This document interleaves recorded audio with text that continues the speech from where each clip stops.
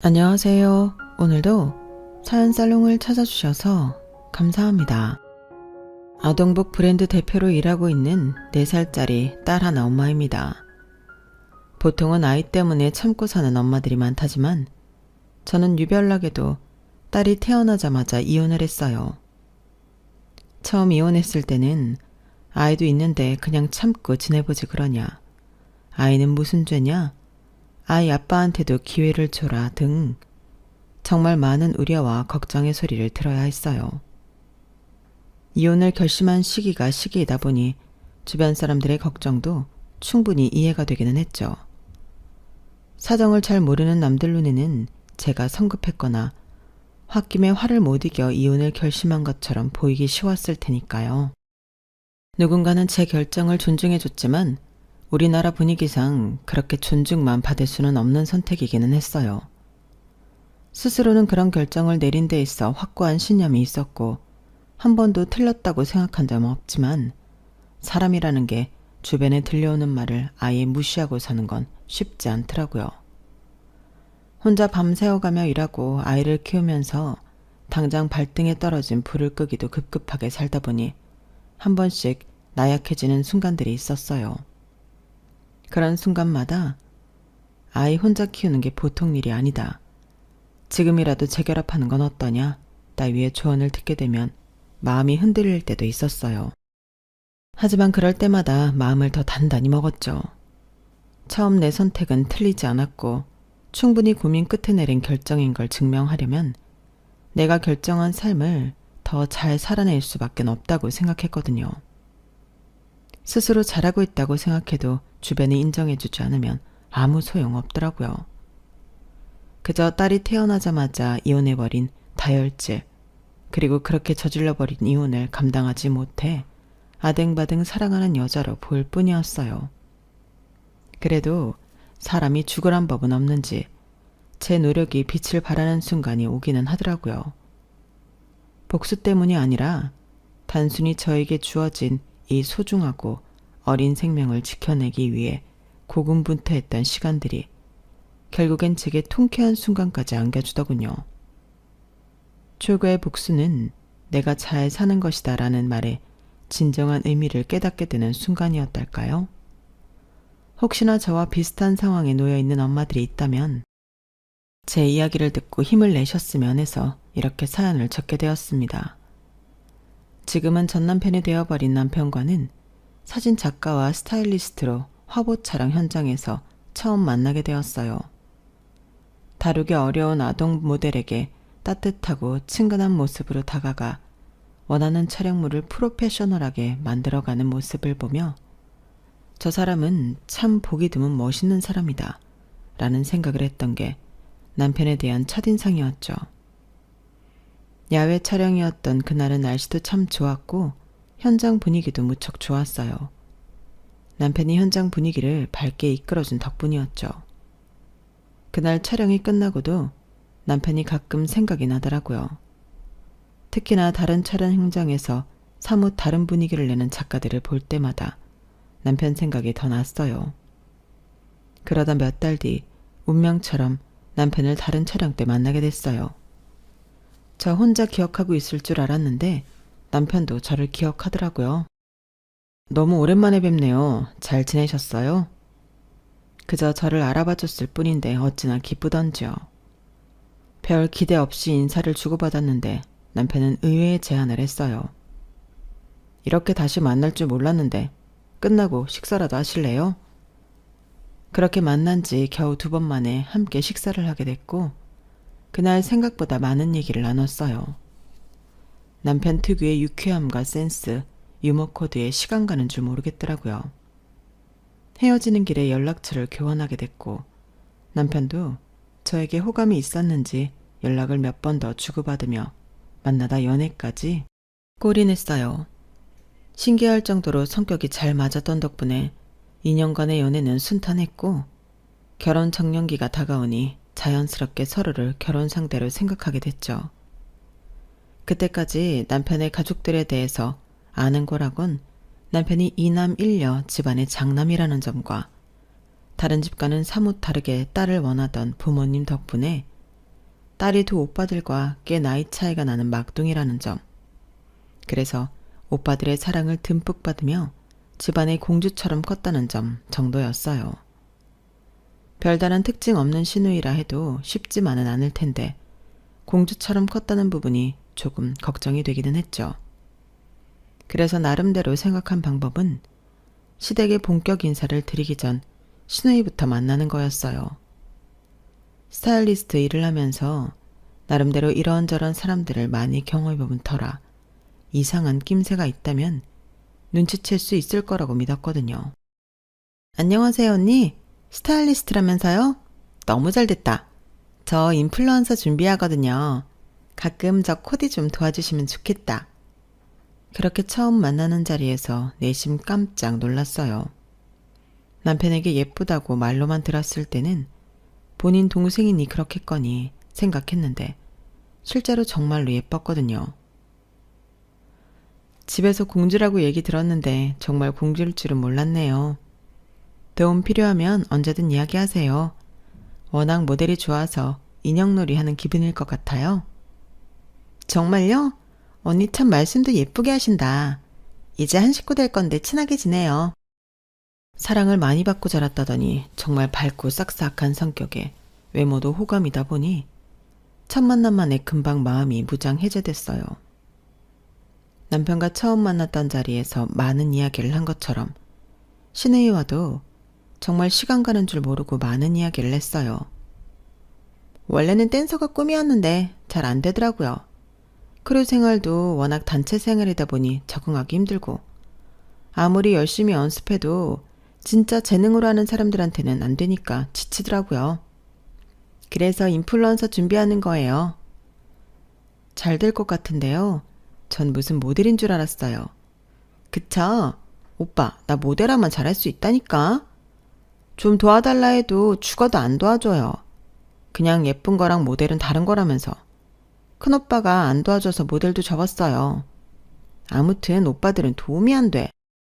좀 도와주지 그래. 이렇게 예쁜 동생 있는데 자랑하면 좋잖아. 예쁜 거랑 같이 일하는 건 다른 문제라니까 그러네. 그렇게 일하고 싶으면 그쪽으로 뭐라도 해놔야 내가 널 추천하지. 아무튼 가끔 보면 가족들이 더 냉정하다니까요. 그렇게 즐겁게 이야기를 나누고 돌아오니 시누이에 대한 걱정은 금방 날아가더군요. 나이도 저보다 훨씬 어리니 막상 만나보니 시누이랑 싸울 일 같은 건 웬만하면 없겠다는 생각이 들었어요. 그거야말로 아주 성급한 판단인 줄도 모르고요. 시누이에 이어 시부모님을 만나고도 제 생각에 변함은 없었어요. 시부모님 역시 저희가 꼭 드라마처럼 만났다며 결혼 의사를 밝히자 좋아하셨고 화기애애한 분위기 속에 인사를 마쳤거든요. 쉬는 날 어머님과 시누이를 만나 따로 쇼핑을 도와드리는 시간도 가지면서 금방 친해졌어요. 몇 번 만나보니 시누이가 집에서 공주처럼 자랐다는 게 어떤 느낌인 줄은 알겠더라고요. 내가 워낙 귀하게 가진 딸이라 그런지 얘는 아직도 애기처럼 보이고 이뻐 죽겠어. 나중에 너도 아이 낳아보면 알 거다. 우리 때는 아들 못 낳으면 죄인 취급받는 게 여자였는데 막상 아들을 둘이나 낳고 보니 난 그렇게 딸이 갖고 싶더라고. 근데 봐. 다 크니까 엄마 옆에 따라다녀주는 건 결국 딸이라니까. 너도 첫째는 무조건 아들 가져야겠지만 둘째는 딸로 낳으면 좋겠네. 하나씩 있는 게 좋아. 새언니, 둘째까지 낳을 거예요? 하긴 요즘은 셋까지 낳는 건 좀 힘들긴 하지. 그래도 살아보니까 형제가 있는 게 나아요. 나도 오빠들이 있으니까 엄청 든든하거든. 아, 아직 깊게 얘기해보진 않았는데 남편도 저도 일 때문에 아이는 하나만 낳지 않을까 싶어요. 뭐라고? 애를 하나만 낳으면 애가 너무 외롭잖아. 그래요, 새언니. 그건 좀 아니다. 내 주변에 외동인 친구들 다 나 부러워하는데 형제 있었으면 좋겠다고. 당연히 여건이 되면 둘까지 낳고 싶죠. 어떤 일이든 그렇긴 하겠지만 저희가 하는 일은 특히나 중간에 공백이 있으면 좋을 게 없는 직업이라 고민이 많아요. 그래, 그건 나중 가서 생각해. 벌써 우리끼리 얘기한다고 결론 나올 것도 아니고. 어차피 첫째가 지면 둘째도 갖고 싶어지더라고. 나도 오죽하면 그 늦은 나이에 애 가졌겠어? 불편한 대화라곤 전혀 없이 유쾌하기만 하던 만남 속에 유일하게 약간 불편한 대화 주제였어요. 하지만 그조차도 시어머니께서 빠르게 넘겨주신 덕분에 크게 불편함을 못 느끼고 넘어갔죠. 그때는 몰랐어요. 이런 사소한 불편함들이 결국엔 커져 저를 고통받게 할 거란 걸요.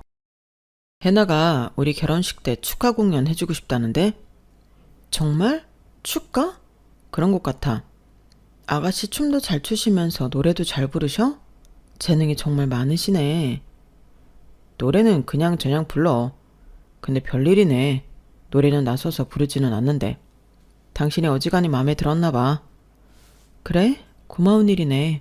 축가 비용 두둑히 챙겨줘야겠다. 결혼 전 시누이와 시어머니와 시간을 보냈던 노력 덕분인지 시누이가 발벗고 나서서 축가를 해주겠다고 하니 얼마나 고맙고 뿌듯했는지 몰라요. 남편 쪽, 제 쪽에서 축가를 하나씩 부르기로 했었는데 남편 쪽은 이미 구해놨던지라 제 쪽에서 구할 수고는 덜게 됐죠. 괜히 기특한 마음에 결혼식 전날 축하 감사비는 두둑하게 챙겨뒀어요. 대망의 결혼식 날, 아침부터 행복한 기운이 가득했어요. 오늘 식이 시작되고 나면 정말 제 인생이 많이 달라져 있겠구나, 그런 생각이 들었거든요. 다은아, 정말 예쁘다. 역시 스타일리스트라 그런가 본인 웨딩 스타일링도 제대로 했네. 내가 본 신부 중에 제일 예쁜 것 같아. 제 결혼식을 보겠다고 먼 길을 시간 내서 와준 친구들의 축하를 아낌없이 받으며 참 행복했어요. 결혼식이 시작되고 버진로드에 첫 발을 내디딜 때까지만 해도 그날의 반짝이는 주인공은 오로지 저와 남편 둘뿐이라고 생각했죠. 하지만 결혼식이 시작되고 가족들의 기대를 듬뿍 받던 시누이의 축하 무대가 시작되자 결혼식 분위기는 곧바로 뒤숭숭하게 바뀌었어요. 단정하게 결혼식 하객룩을 갖춰 입고 왔던 모습은 어디로 가고 다소 선정적인 의상을 입은 시누이가 버진로드의 모습을 드러냈거든요. 시누이의 옷차림을 보자마자 객석에서 수근거리는 소리가 넘치기 시작했어요. 저게 뭐야? 누구야? 지금 식순이 시누이 축하 무대인데? 다은이가 축가라고 했는데 뭐 퍼포먼스라도 하나? 댄스였다고 하던데 댄스로 준비했나 본데? 그렇다고 남의 결혼식에 저런 옷을 입고 와서 춤을 춰? 이건 좀 남사스러운데? 가슴이 훅 파이고 빛나는 비즈가 잔뜩 박힌 손바닥만한 원피스를 입은 시누이가 끈적한 음악에 맞춰 춤을 추기 시작했어요. 직전까지의 분위기와는 전혀 맞지 않는 분위기 반전에 제 얼굴이 다 화끈하게 달아오르더라고요. 축하와 감사, 사랑이 가득한 따뜻한 분위기 속에 진행됐던 결혼식이 순식간에 시누이의 화려한 동무대로 변질되었어요. 게다가 더 가관인 건 턱시도를 입은 제 신랑에게 다가와 신랑이 몸을 더듬으며 내려가는 남사스러운 동작까지 서슴지 않았다는 거예요. 문득 가족석으로 시선을 돌리니 어두운 표정의 부모님과 경악스러운 얼굴로 시누이를 바라보고 있는 제 남동생의 얼굴이 보이더군요. 3분 남짓한 노래였지만 너무 길게 느껴져서 어디론가 숨어버리고 싶었어요. 찬물을 끼얹은 듯한 저희 가족석과는 달리 시댁 쪽 가족석은 완전히 파티 분위기였어요. 도련님도 격하게 반응하며 호응을 유도했고 시어머니와 시아버지 역시 마치 어린 자식의 장기자랑을 보는 부모들처럼 활짝 웃으며 박수를 치시더군요. 기가 막혀도 그렇게 기가 막힐 수가 없는 장면에 문득 제 어두운 미래를 봐버린 기분이 들더라고요. 오냐오냐 한다는 건 알고 있었지만 정도가 이 정도일 거라곤 꿈에도 생각 못했거든요. 그나마 결혼식이 끝나면 시부모님께서 한마디씩 나무라 주실 거라고 생각했던 기대마저 다 날아가 버리니 너무 착잡하더라고요. 새언니, 제 무대 어땠어요? 완전 끝내주죠? 오랜만에 엄청 열심히 연습했더니 잘 쳐지더라고요. 그니까 반응 완전 뜨거웠어. 아, 완전 그때는 우리 딸이 주인공이더라. 남자들이 침을 질질 흘리면서 보던데 어쩐지 2명이나 제 번호를 물어보더라고요. 예쁜 건 알아가지고. 어머, 새언니, 이건 뭐예요? 축하 무대 해준다고 해서 준비한 거예요. 남편이랑 저는 당연히 축하할 줄 알았는데 그렇게 동무를 하실 줄은 몰랐네요. 놀랐어요. 그래요? 서프라이즈 하려고 엄마한테 비밀로 해달라고 했어요. 아, 어머님은 알고 계셨던 거예요? 그럼 우리 딸이 이제 춤추는 모습 한동안 못 볼 텐데 마지막 은퇴 무대 한번 세워줘야 할 거 아냐. 이럴 때 아니면 언제 하겠어? 근데 춤 공연은 별로 안 좋아하는 신부도 있다고 해서 굳이 미리 말 안 했어. 근데 괜찮았지? 너도 이럴 때 아니면 해나 춤추는 거 언제 구경해보겠니? 네, 좀 갑작스러워서 놀라긴 했어요. 대체 누굴 위한 서프라이즈였던 건지 어이가 없어서 끝까지 좋았다는 말은 도저히 안 나오더라고요. 시댁 식구들만 시끌벅적 축제 같은 분위기 속에서 저 혼자 그 무대에 대해서는 입을 다물고 있으니 신우이가 제 눈치를 슬쩍 보더라고요. 제 불편한 심기를 눈치챘는지 그때부터 입을 좀 다물더군요. 그 와중에도 손에 꼭 들고 있는 감사비 봉투는 어찌나 두둑하던지 참 씁쓸하더군요. 그날 이후 만나는 친구들마다 결혼식 날 신우이의 춤무대에 대해 이야기해서 노이로제가 걸릴 지경이었어요. 야, 아무리 그래도 남의 결혼식에 그런 춤 추는 건 대체 뭐냐? 개념이 아무리 없어도 그렇지. 내 말이 남편이랑 보다가 시겁했잖아. 옷도 그게 뭐야. 무슨 스트립쇼 하러 나온 것도 아니고. 니네 시댁도 대단하다. 그걸 보고 그냥 가만히 있냐?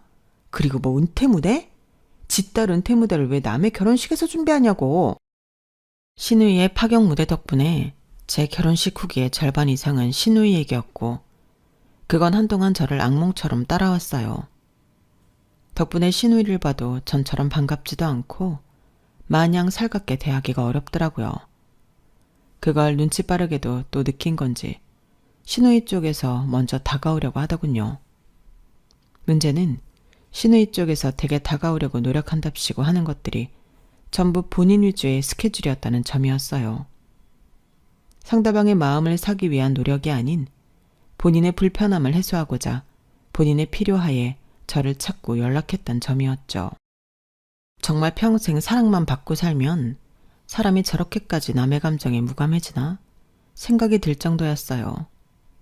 제 쪽에서 아무리 거절을 하려고 해도 징징대면서 반복해서 약속을 잡는 탓에 완전히 피하지도 못하고 궁지에 몰려서 어거지로 약속을 잡을 정도였죠. 언니가 아무리 바빠도 괜찮아요. 내가 백수니까 언니 쉬는 날에 스케줄 맞추면 돼요. 한 달에 하루쯤은 시간이 맞겠죠. 도대체 저한테 왜 이렇게까지 하나 싶더군요. 결국 겨우겨우 하루 맞춰 만나도 본인이 운영하는 SNS 계정이나 스타일에 대한 조언 등 본인이 필요한 것에 대해서만 이야기를 나눴어요. 전 일방적으로 듣고 조언만 해주는 식이었죠. 그러다 결국은 터질 게 터졌어요. 새언니, 저 이번에 대박 소개팅 들어왔어요. 보실래요? 궁금하지도 않은 본인 소개팅 얘기를 갑자기 꺼내더니 상대방 사진까지 보여주더군요. 대기업에 다니고 있고 신우이와 나이 차이도 크게 나지 않는 데다 키도 크고 멀끔하게 생긴 남자였어요. 누가 봐도 조건 하나 후달리는 게 없는 꽤 괜찮은 남자였죠. 새언니가 보시기엔 어때요? 조건도 괜찮고 인물도 좋은데요. 잘 되셨으면 좋겠다. 그쵸? 저도 그래서 이번 소개팅은 이를 갈아보려고요. 응원할게요. 잘 되시면 알려주세요. 그땐 몰랐어요. 이를 갈아본다고 한 게 제 입까지 같이 갈릴 줄은요. 얼마 후 일하고 있는데 갑자기 몸이 안 좋길래 병원에 갔더니 독감 증세라고 하더라고요. 독감 판정을 받고 나니 일에 집중할 수 없을 정도로 아프기 시작해서 일을 하루 빠지고 집에서 골골대고 있었어요. 약을 먹고 한숨 자니 그나마 살 것 같아서 한숨 돌리고 있을 때 신우이한테서 갑자기 전화가 왔어요. 새언니, 저예요. 무슨 일이세요? 감기에 걸려 누가 들어도 목소리가 쩍쩍 갈라지는데도 신우이는 목소리가 왜 그러냐, 몸이 안 좋냐라는 말은 일체 없더군요. 무슨 일이긴요. 그때 말씀드렸던 소개팅남 있죠? 다음 주 화요일에 만나기로 했거든요. 그래서 새언니가 오늘 저 코디 좀 도와주셔야겠어요. 아가씨, 정말 미안한데 제가 독감에 걸려서요. 네? 그럼 전 새언니만 믿고 있었는데 어떡해요? 저 혼자서는 코디 잘 못한단 말이에요. 그럼 입고 가려고 했던 옷들 몇 벌 찍어서 보내주실래요? 그럼 사진 보고 골라드릴게요. 아니 뭐 못 걸을 정도예요? 독감 걸려도 돌아다닐 순 있잖아요. 돌아다닐 수는 있어도 소개팅 나가셔야 하는데 저한테 감기라도 옮으시면 어떡하시려고요. 저는 괜찮은데 아가씨 아플까봐 그러죠. 에이, 전 젊어서 괜찮아요. 마스크 쓰고 나와주세요. 마스크 끼면 웬만하면 안 옮잖아요. 컨디션도 안 좋은데. 새언니가 안 도와줘서 저 옷 못 입는 여자처럼 보이면 책임지실 거예요? 좀 한 번만 죽었다 생각하고 도와주세요. 말도 안 되는 억지를 부리면서 조르는 통에 통화하는 내내 머리가 지끈거리더라고요. 아가씨 성격에 이걸 안 도와주면 두고두고 난리를 칠 것 같다는 생각에 그냥 후딱 가서 도와주고 끝내는 게 낫겠다는 생각마저 들 정도였어요. 그래서 마스크를 끼고 아가씨가 사는 자취방에 찾아갔어요. 집은 제가 도착하기도 전에 이미 이것저것 입어본 듯 옷으로 난장판이 되어 있더라고요. 한눈에 무슨 옷이 어디에 있는지도 잘 보이지 않아서 옷더미 속을 천천히 걸어다니며 헤집는데 갑자기 신우가 또 변덕을 부렸어요. 안 되겠다. 원래 있던 옷들은 못 입겠어요. 저랑 백화점 가요. 네? 지금 백화점을요? 저 컨디션 안 좋다고 말씀드렸잖아요. 여기까지도 겨우 왔는데 백화점까지 못 가요, 아가씨. 아니, 여기나 백화점이나 똑같은 거 아니에요? 나온 김에 가면 되죠. 컨디션도 안 좋은 중에 그런 말도 안 되는 소리를 들으니 정말 눈앞이 핑핑 도는 듯한 착각이 들더군요. 그래서 단호하게 말했죠. 백화점 가실 거면 전 이만 집에 가볼게요. 전 그래도 집에 갖고 계신 옷으로 최대한 도와드리려고 노력했어요. 그 길로 집으로 와버렸어요. 전화가 왔지만 받지 않고 집에 도착했죠. 그땐 저도 몸이 안 좋으니 이판사판이란 생각이었어요. 너무 피로해서 침대에 몸을 눕히자마자 눈이 감기더군요. 그렇게 1시간쯤 잤을까? 그때쯤 다시 울리는 전화벨 소리에 눈이 떠졌죠. 신우이였어요. 이 시간쯤이면 본인도 저한테 미안한 게 있겠지 싶더군요. 그래서 전화를 받아줬어요. 저도 아팠다 보니 예민하게 반응한 것 같아 서로 사과하면 좋겠다 싶었거든요. 새언니, 집에 잘 도착하셨어요? 컨디션은 좀 어떠세요? 한숨 자고 일어나니까 좀 나은 것 같아요. 아깐 그렇게 가서 미안해요. 몸이 너무 안 좋아서 저도 모르게 그랬네요. 그건 괜찮아요. 근데 지금 잠깐 영상통화 가능하세요? 영상통화요? 갑자기 왜요? 새언니 아프대서 혼자 백화점 왔거든요. 근데 블라우스도 예쁜 게 너무 많고 원피스도 예쁜 게 많아서 뭘 골라야 좋을지 모르겠는 거 있죠? 무늬도 다 비슷한 것 같고. 새언니 아프니까 영상통화로 누워서 골라달라고 하면 되는데 왜 굳이 같이 가자고 졸랐을까 싶더라고요. 순간 입이 떡 벌어졌어요. 저한테 사과를 하려고 전화하기는커녕 자기 나름대로 머리를 굴려서 어떻게든 저를 써먹어야겠다는 식이더라고요. 이 정도까지 하면 어떻게 거절해야 하나 고민하고 있는데 바로 영상통화로 전환이 되더군요. 안 받을 수도 없어서 받았더니 화면으로 블라우스 2개가 대뜸 들이밀어졌어요. 새언니, 뭐가 나을 것 같아요? 친구 말이 그 사람은 청순하고 단아한 스타일 좋아한다던데? 그렇게 묻는데 하나를 안 택하고 배길 수 있는 사람이 몇이나 될까요? 이런 걸로 실랑이해서 서로 감정 상하고 시간 끄느니 그냥 빨리 골라주고 끝내자 싶어서 대충 보고 더 예쁜 걸로 골라줬어요. 그런데 상의랑 하의 정도 골라주면 끝날 줄 알았던 쇼핑이 신발에 가방까지 가더라고요. 언니 잠시만요. 바로 앞에 가방 매장도 있어요. 아가씨, 소개팅 한 번에 가방까지 사는 건 좀 부담되지 않으세요? 괜찮아요. 이 핑계로 쇼핑 또 하는 거죠. 아가씨, 이제 저도 좀 쉬어야 할 것 같은데 가방은 자주 들고 다니는 브라운 백으로 들고 가시면 좋을 것 같아요. 골라드린 옷에 그것보다 잘 어울리는 건 없을 것 같은데요. 아, 그래요? 그럼 그걸로 들고 갈게요. 네, 전 이만 끊을게요. 네. 솔직히 빈말로라도 고맙다는 말 한마디는 할 줄 알았는데 그것도 아니더라고요. 그렇게 하루 종일 시달리다 겨우 쉴 수 있었어요. 다음부터는 코디니 뭐니 이런 부탁은 싫은 티를 내서 사전에 차단해야겠다는 생각까지 들더라고요. 더 어이가 없었던 건 소개팅에 다녀온 후였어요. 얼마 후 시어머니 생신날 시댁 식구들이 다 모인 자리에서 갑자기 그 소개팅에 관해 얘기를 꺼내더라고요. 아, 진짜 잘 될 수 있었는데 마지막에 뭐라고 하고 거절당한 줄 아세요? 참 건방진 놈이 어디 우리 딸을 거절해? 뭐라고 거절했는데? 다 좋은데 제 스타일이 아니세요. 이랬다니까요. 저를 위아래로 훑어보면서 그게 말이 돼요? 평생 예쁘다는 소리만 듣고 살아온 나한테? 그러게요. 아가씨처럼 예쁜 분이 어딨다고. 갑자기 가열되는 분위기에 맞춰 동조해줬는데 갑자기 화살이 저한테 돌아오더라고요. 그게 새언니 때문이란 생각은 안 하세요? 다른 사람은 몰라도 새언니가 그런 말씀하시면 안 되죠. 그게 무슨 말씀이세요? 그게 왜 저 때문이에요? 그날 언니가 골라준 하얀 블라우스, 소개팅 날 같이 식사하다 소스가 튀었는데 아무리 문질러도 안 지워지던데요. 결국 소스 묻은 채로 내내 다녔어요. 그게 얼마나 추잡스러워 보였겠어요. 새언니는 소개팅 좀 해보셨다면서요. 근데 저한테 그런 불편한 옷을 추천하세요? 소개팅 때 하얀 블라우스 입고 가는 건 흔한 건데 제가 추천 못할 옷을 추천해드린 것처럼 말씀하시네요. 그것도 그렇고 제 외모가 아니라 스타일이 마음에 안 든다고 거절했잖아요. 그건 어떡하실 거예요? 이건 새언니의 능력 부족인 거 인정하셔야죠. 전문가라서 믿고 맡겼는데 어떻게 그런 소리를 들어요? 청순하고 단아한 스타일 좋아한다길래 그렇게 골라드린 것 뿐이에요. 상대방에 대해 아는 것도 없이 들은 정보로만 골라드린 거잖아요. 그리고 그날 그렇게 아픈 사람 붙잡고 영상통화까지 해가며 옷 골라달라고 졸라서 머리부터 발끝까지 다 골라드렸는데 저한테 이러게 미안하지 않으세요? 그러니까요. 전 그날 좀 찜찜하긴 했거든요.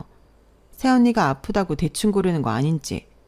근데 그런 소리 듣고 나니까 역시 새언니가 그날 대충 고른 게 맞았구나 싶더라고요. 진짜 잘 되고 싶다고 그렇게 말했는데 아무튼 새언니 다시 봤어요. 둘이 그런 일이 있었니?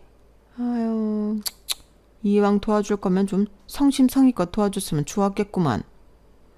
전 성심성의껏 도와드린 거예요, 어머님. 그날 아가씨가 와달라고 해서 아픈데 마스크까지 끼고 아가씨 댁에도 다녀왔다고요. 그래, 맞다. 저 감기도 옮아서 소개팅 날 컨디션도 완전 안 좋았어요. 그러니까 차이지. 아, 감기만 안 걸렸어도. 아니, 그날 감기 옮는다고 안 간다고 했는데 오라고 우긴 건 아가씨세요. 기억 하나도 안 나세요? 너 지금 시애미 시아배 앞에서 신우이랑 싸움질하는 거냐? 못 배워먹은 인간 마냥? 어머님, 저도 억울하니까 그렇죠. 억울하건 어쨌건 그 좋은 소개팅자리 물 건너간데 네 책임도 있는 거 아냐? 말이 많아? 이런 식으로 사람을 뒤집어 씌울 거라곤 상상도 못해서 더 기가 막히더군요. 그날 이후로 시댁과 제 사이는 급격히 안 좋아지기 시작했어요. 시어머니와 시아버지께는 소란을 피운 데 대해 정중하게 사과 말씀을 드리고 선물도 드렸지만 시누이에겐 그러고 싶지 않았거든요. 하지만 팔은 안으로 굽는다고 딸에게 사과 안 하는 부분이 괘씸하셨는지 저를 보는 시부모님 눈빛이 곱지만은 않으셨죠. 그러다 결국 일이 터졌어요. 저희 부부 사이에 아이가 생겼거든요. 아우, 첫손주니까 꼭 아들이면 좋겠네. 어머님 아버님은 딸이 좋다고 하지 않으셨어요? 그거야 아들이 둘이나 있으니 귀여운 딸 하나 있었음 한 거고. 집안에 아들이 하나는 있어야지. 너는 하나만 낳을 생각이라면서. 그럼 더더욱 아들인 게 낫지. 그때 뭔가 등골이 쎄했어요. 평소에 워낙 시누이를 예뻐하시길래 아들보다는 딸을 선호하실 줄 알았는데 아들이거나 딸이거나 아이 성별을 중요하게 생각하진 않았지만 혹시나 시부모님 마음에 드는 성별이 아닐 경우 피곤해질 수도 있겠다 싶었어요. 그리고 그 불안감은 결국 현실이 됐죠. 제 뱃속의 아이는 예쁜 공주님이라는 소식을 듣게 되었거든요. 나 사실 딸을 원했나? 너무 예쁠 것 같아. 딸들은 크면 친구 같아서 좋다는데 진짜 잘 키우고 싶다. 얼른 보고 싶어. 나도 별 생각 없었는데 딸이라고 하니까 기분 좋네. 아빠들은 어쩔 수 없나 봐. 저희 부부끼리는 행복한 분위기였지만 시댁에 그 소식을 전했을 때는 전혀 딴판이었죠. 에휴, 외동딸이라니 말이 되니? 그냥 낳아보고 하나 더 낳아라. 아들이 하나는 있어야 집안에 든든한 기둥이 되지. 축하는커녕 불만만 토로하는 시부모님의 말에 울컥하지 않기 위해 한 귀로 듣고 한 귀로 흘렸어요. 괜히 일일이 그런 말에 스트레스 받아서 뱃속의 아이까지 힘들게 하고 싶진 않았거든요. 그러다 하루는 시어머니께서 집값이 올라 굉장히 기분 좋은 날이 있으셨어요. 너도 뱃속에 아이 품고 있느라 고생하는데 아이 낳기 전에 태교 여행 겸 우리 해나 생일에 다 같이 해외여행이나 다녀오는 거 어떠니? 비행기랑 숙소값은 우리가 지원해주마. 어머, 정말요? 그렇게까지 안 하셔도 되는데. 아이 낳으면 한동안 해외도 못 다닐 거 아니니? 같이 가자고 할 때 따라오렴. 그래 여보, 다녀오자. 좋을 것 같은데? 시누이와 아직도 서먹한 사이긴 했지만 가서 나쁠 건 없겠다 싶었어요. 가족 모임에서 남편 옆에 꼭 붙어있다 보면 시누이랑 부딪힐 일도 별로 없었거든요. 그리고 임산부인데 설마 그렇게 크게 시비 걸까 싶기도 했고요. 어머님, 그럼 너무 다 대주시면 저희도 죄송하니까 일부는 저희가 댈게요. 그래? 그럼 좋지. 그럼 나머지 경비는 우리가 대마. 시누이 생일이 얼마 남지 않아서 어머님께 1,000,000원을 보내드렸어요. 그런데 막상 시누이의 생일이 다가오는 달엔 시댁에서 조용하더라고요. 우리 여행 가는 거야? 그러게. 엄마가 말씀이 없으시네. 내가 물어볼게. 남편이 시댁에 연락을 하니 아가씨가 요즘 이것저것 준비를 하는 게 많아 여행을 다녀오긴 어려울 것 같다고 했다더군요. 아쉽긴 했지만 어쩔 수 없다고 생각했어요. 애초에 온전히 저의 태교를 위한 여행이라기보다는 아가씨에게 초점이 맞춰진 여행이었으니까요. 나중에라도 여유 생기면 또 갈 일이 오겠지 싶어서 가만히 있었어요. 시간이 흘러 예쁜 딸이 태어났고 산후조리원에 들어갔어요. 아이와 저를 두고 가는 남편의 뒷모습에 왠지 너무 애틋하고 슬퍼서 눈물이 나오더군요.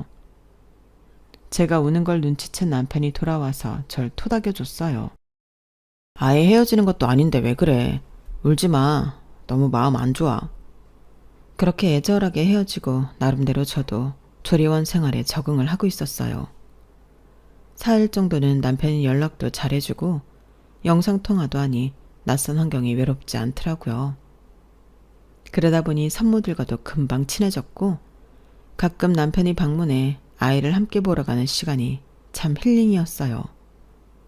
그런데 일주일 후 남편의 연락이 뜸해지기 시작하더라고요. 여보, 왜 이렇게 연락이 안 돼? 아, 일이 바빠서. 미안해. 이따가 다시 연락할게. 연락하면서도 조금 이상하다 느꼈던 점은 전화할 때마다 남편이 불안한 목소리였던 것과 바깥에 있는 듯한 소음이 같이 들렸다는 거였어요. 연락 텀도 눈에 띄게 길어졌고요.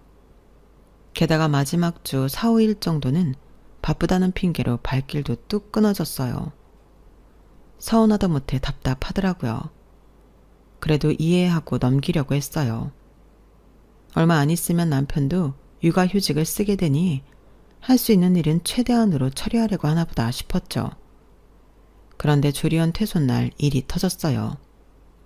남편이 오기로 한 시간에 도착을 안 하고 전화도 안 받더군요. 결국엔 저 혼자 아이를 안고 택시를 타고 집까지 갔어요. 남들은 남편이 데리러 와서 가족처럼 집에 같이 갔는데 결국 혼자 아이를 데리고 집에 왔다는 생각에 눈물이 나더군요. 아이를 가만히 눕혀놓고 핸드폰으로 남편에게 연락을 남긴 후 무심코 SNS 계정에 들어갔어요. 평소에 SNS를 자주 하는 편이 아니라서 조리원에서는 아예 하지 않았는데 무슨 촉이었는지 갑자기 그걸 켜고 싶더라고요. 그런데 들어가자마자 대문짝만하게 보이는 건 외국인이 가득한 해변 레스토랑에서 남편과 시누이, 시부모님이 함께 찍은 사진이었어요. 너무 행복했던 가족여행, 오랜만에 가족여행다운 여행이었다. 적혀있는 문구도 가관이더군요.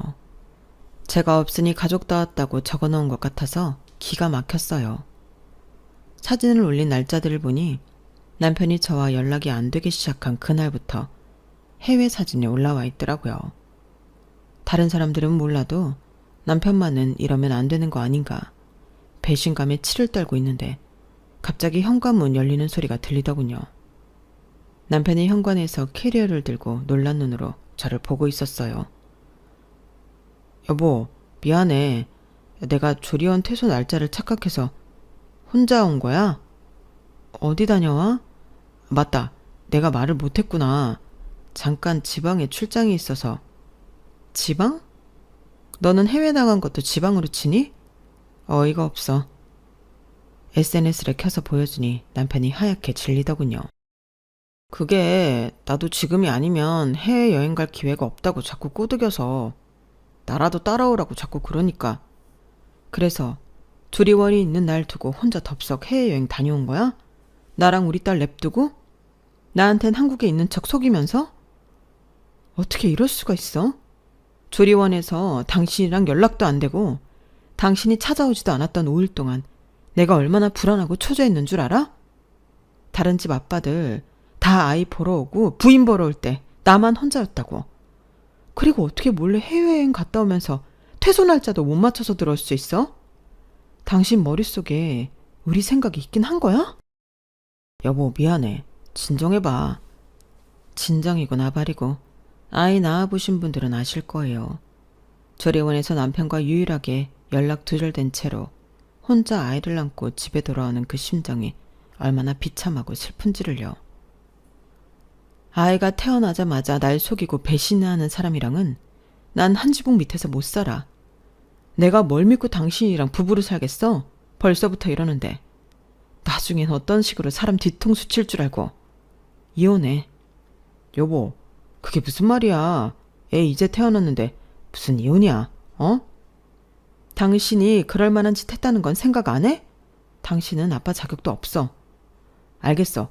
그럼 나 육아휴직 끝날 때까지만 애 같이 키워보고 그때 결정해.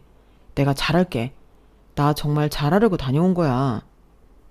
생각해보니 이렇게 홧김에 이혼하기엔 저도 준비된 게 없었고 아이를 혼자 키울 생각을 하니 막막하긴 하더라고요. 그래서 남편의 육아휴직 기간까지만 눈 감고 넘어가 주기로 했어요. 그래, 당신이 얼마나 잘하나 볼게. 근데 그렇게 자신만만하게 얘기할 정도로 못하면 그땐 우린 정말 끝이야. 알겠어? 남편과 이혼 서류는 미리 적어뒀어요. 미리 적어둔 후 남편의 육아휴직이 끝나면 결정하자고 했죠. 남편은 육아휴직 기간 동안 아이를 정말 성심성의껏 봤어요. 하지만 그런다고 제 분노가 사라지진 않더라고요. 매일 악몽처럼 그 조리원에서의 5일이 떠올랐거든요. 그래서 육아휴직이 끝나기만을 기다렸다가 이혼을 선언했어요. 남편은 억울하다는 듯 반발했지만 그게 제 마음을 꺾을 수는 없었죠. 한번 배신당한 상처는 잘 아물지 않더라고요. 이혼을 한다고 하니 시댁에서도 난리가 났어요. 그래, 잘 됐네. 어차피 쓸모도 없는 딸이나 낳은 주제에. 너 어디 한번 이혼녀로 혼자 딸 키우면서 얼마나 잘 살 수 있나 보자. 시댁에서는 저에게 퍼부을 수 있는 저주는 다 퍼부었어요. 그럴수록 이런 집안과 지금이라도 영 끊을 수 있어서 다행이라는 생각만 들 뿐이었죠. 사정을 알게 된 친정 부모님의 도움을 받아 아이를 키우면서 새로운 사업을 구상했어요.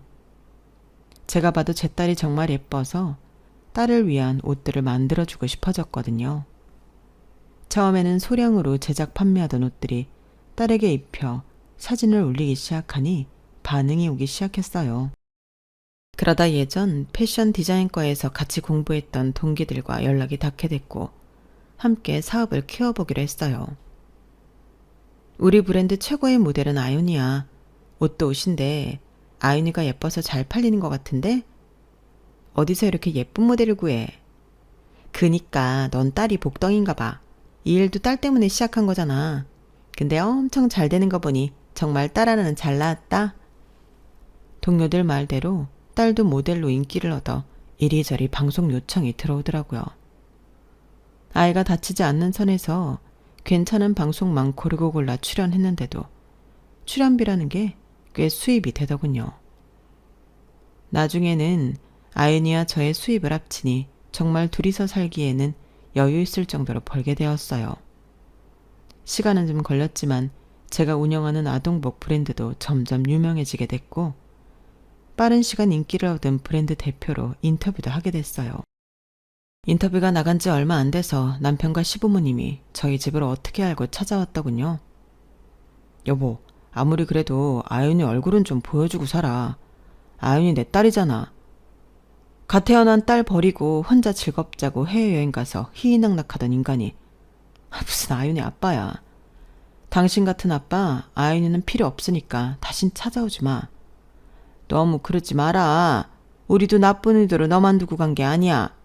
아빠들도 기분 전환을 한번 하고 육아를 시작해야 부인이랑도 사이가 좋을 거 아니냐. 그래서 제가 드린 1,000만 원 홀라당 저 빼고 쓰셨다고요? 어머님, 그 1,000만 원 저한테 갚을 거 아니면 구질구질하게 찾아오지 마시고 돌아가시죠. 그 1,000만 원 이 집안이랑 연 끄는 값으로 칠 테니까. 그 말에 자존심이 상한 듯한 그 표정, 속이 다 시원해서 평생 잊을 수 없어요. 그 이후로는 정말 딸과 둘이서 행복하게 열심히 일하면서 살고 있답니다. 육아와 일을 동시에 하는 게 정말 눈코 뜰 새 없이 바쁘고 힘들긴 하지만 그래도 열심히 달려온 결과물들을 보거나 딸에게 고민하지 않고 비싸고 좋은 걸 먹일 때 스스로가 정말 기특하고 잘 살고 있다는 느낌이 들어요. 남편과 이혼하고 몇 달 동안은 너무 홧김에 이혼했나 후회도 많이 했지만 그때 그렇게 빠르게 이혼을 추진한 스스로를 이제는 칭찬해주고 싶어요. 남편과의 지긋지긋한 연을 끊어내면서 새로운 제 인생이 열렸거든요. 제 이야기는 여기까지입니다. 이야기하고 나니 속이 후련해지네요. 들어주신 분들 모두 옆에 행운이 가득하시길 바랍니다. 여러분, 사연 댓글에 응원과 현명한 조언 부탁드려요. 좋아요와 구독은 저에게 큰 힘이 됩니다. 오늘도 좋은 일 가득하세요.